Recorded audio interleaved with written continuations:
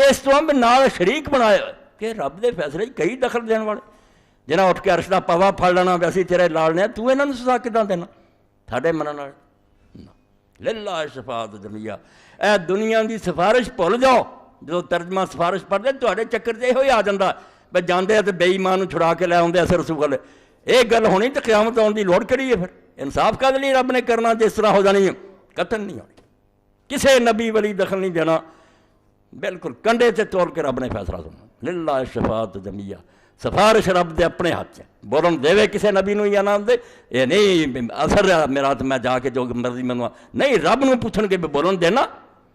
اور جہے بارے گل کرنا چاہنے ہیں راضی ہے گا تو جی اجلی محنت اللہ کریے سنے گا،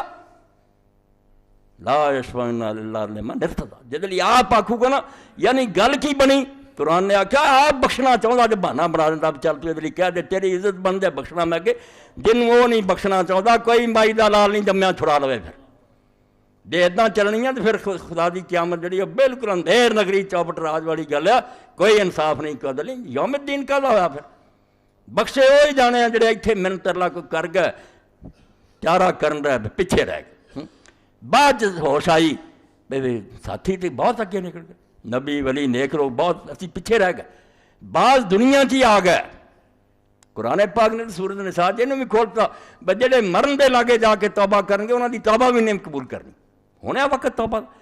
توبہ کر لی دنیا مگر پیچھے رہ گئے، ہونے ترلا لیں دے بھی سانوں بھی اللہ انہوں نیکاں نہ راوے، انہاں دی سفارش ہے بے محبت کرن،